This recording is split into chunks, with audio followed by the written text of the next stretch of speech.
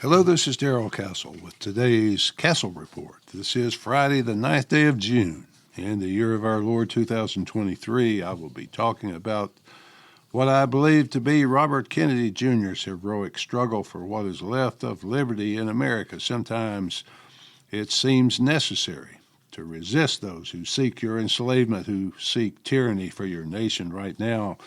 Bobby Kennedy's doing a fine job of fighting back. Yes, I imagine it's lonely out there on the battle lines against those who want to keep Americans in the dark, deny access to virtually all truthful and reliable information. Time after time throughout most of my life, Americans have been brainwashed, indoctrinated, and deceived. Not many political candidates stand against that deception.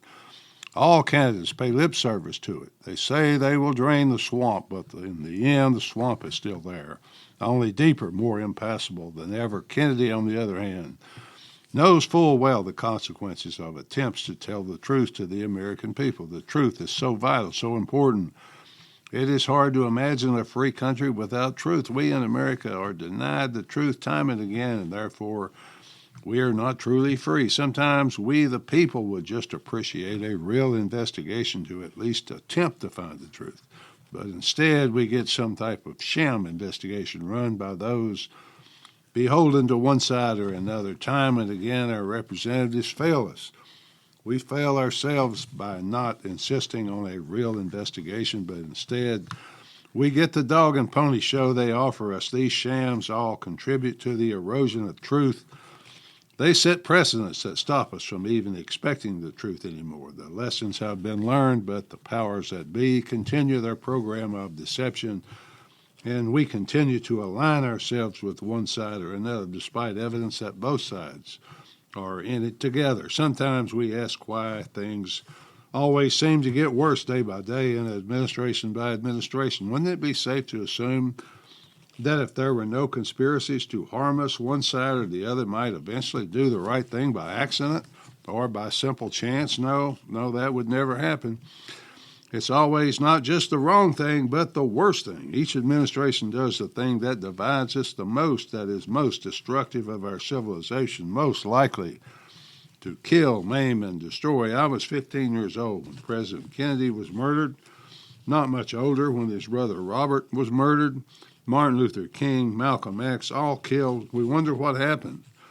But we shouldn't wonder because the establishment tells us. They tell us very quickly we're supposed to accept their answers. No real investigation.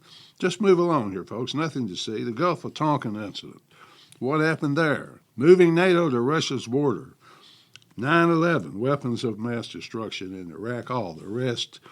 We're supposed to just process the lies and move along. Would it be fair to say that the people who lied to us constantly about those things, let alone the people who actually did them, should no longer be in public office? In his campaign speeches, Kennedy doesn't attack individuals, at least not many, and not yet. He may eventually be forced to do that, but right now he limits himself to discussions about policy.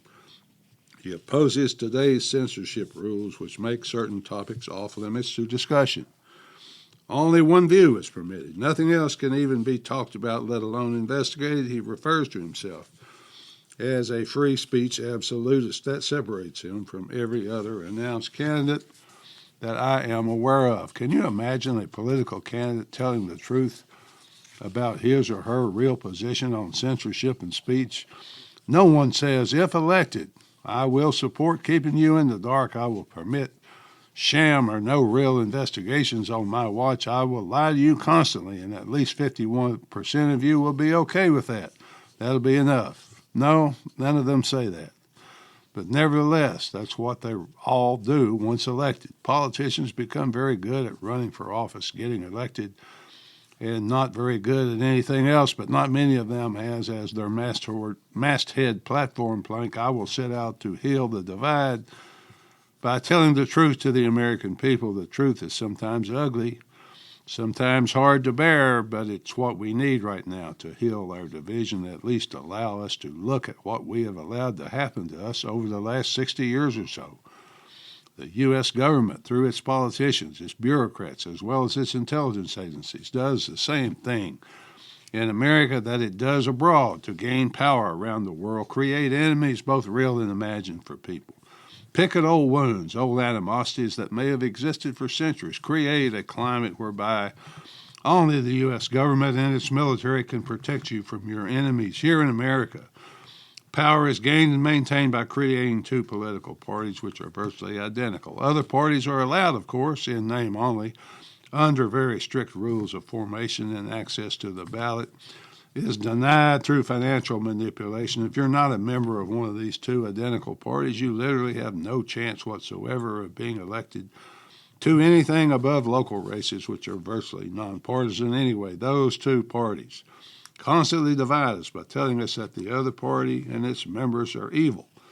They have access to our children more than we do by the fact that they have them 5 days per week, 8 hours per day for at least 16 years. They have our children during their awake hours. We only have them asleep or glued to their video devices, where the indoctrination intensifies and reinforces their school indoctrination. They teach our children to believe in the impossible, but the impossible becomes what we are expected to accept in this theater of the absurd that is America today. Would you like to see an end to at least some of that? If we had free speech, we would be free to speak our minds without fear of being censored, without fear of losing our jobs, etc. We could conduct investigations by non-aligned investigators and publish the results. That type of society is more appealing to me than what we have now. But I know many resist its allure with passionate intensity. I believe that Robert F. Kennedy Jr. seeks that type of freedom, that many people seem fearful of truth-telling. Therefore, they malign him. His own party chooses to deal with him by ignoring him, by pretending he does not exist or that he is not worthy of mentioning. The other party is a mixture of support, probably because he might hurt their opponents, as well as the vilest attacks directed at him. The corporate media smears him as a lunatic on an ego trip. They don't understand him. They clearly have not been listening to his speeches, or maybe they have, and they're afraid. I recently read a commentary which said that a Kennedy presidency would mean the government grows and freedom shrinks. That statement is the opposite of the truth, which is what I have come to expect from the media. He noted in his announcement speech that totalitarians hate anything they can't control, and they obviously can't control him. The hit jobs will continue, but perhaps they will backfire because so many people mistrust the media, anything coming out of it. On the other hand, I've read positive things about him on various libertarian sites, which like and appreciate his platform of truth and liberty. The libertarians I've read seem to be approaching him as guardedly optimistic and hopeful, but with a so far so good attitude. Those in the swamp, which is the American arm of the global ruling elite, are apparently content to use the label and dismiss tactic with Kennedy, at least at first. That tactic is designed to signal to all their members who control access to our information that he is not one of us and is therefore not to be portrayed in a positive light under any circumstances. I'm guardedly optimistic about him as well, because I want him to be the someone who will take on the global ruling parasites who seek to impose totalitarian tyranny on a global scale as they siphon off the wealth of the world for their own use. In their sick minds, they deserve all wealth after all, because we are all just sheep on the global plantation over which they alone have dominion. The global elite, who see every problem as one of global scale, with only global solutions as possibilities, have sharply accelerated their efforts recently, as evidenced by the recent World Economic Forum annual meeting. They want and are working night and day to implement a single global government with no representative forum, such as what we have chosen to call democracy. They are building a global empire run by an exclusive club of elite members who owe allegiance to no one. They are good, they're wise, they're superior to all others because they've been empowered by some force to save the planet. In order to save the planet, they must greatly reduce the planet's population. War is an acceptable method, but bioweapons are much preferred because they are quicker and their numbers can be massive. I'm not just making that apocalyptic scenario up, by the way, because everything I have said is confirmed by the words coming out of the World Economic Forum, especially from the words of Dr. Naomi Wolf, who was charged with cataloging and analyzing the thousands of pages of Pfizer documents ordered to be released by a judge. Dr. Wolf put together a medical team of 3,500 professionals and scientists to assist her. Those documents reveal that Pfizer knew exactly what their vaccines would do and are still doing.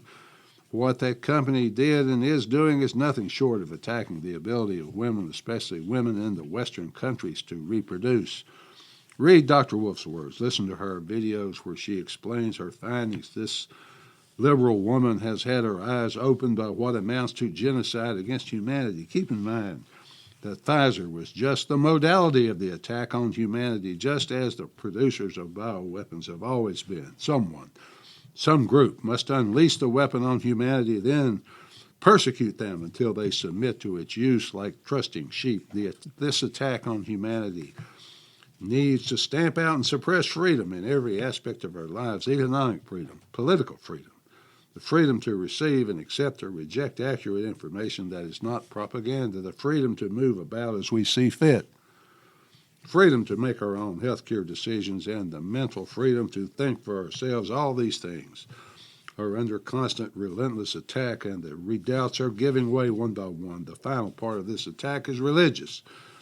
It's religious in that it is an attack against the created order of God. Yes, folks, it all sounds crazy, as truth often does in this crazy world we live in, but I believe what I have just said is true, and that is the real danger, the number one issue, or should be, in any campaign.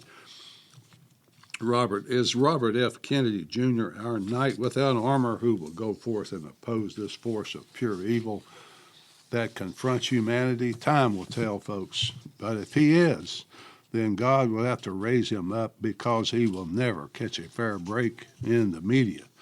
Finally, folks, I'm not going to give you the usual disclaimer about the fact that Bobby Kennedy isn't perfect, that he has made mistakes and will continue to make mistakes. I'm simply saying that if there is another candidate out there who is committed to the truth as he is, I don't see that candidate at this moment, at least the way I see it. Till next time, folks, this is Darrell Castle. Thanks for listening.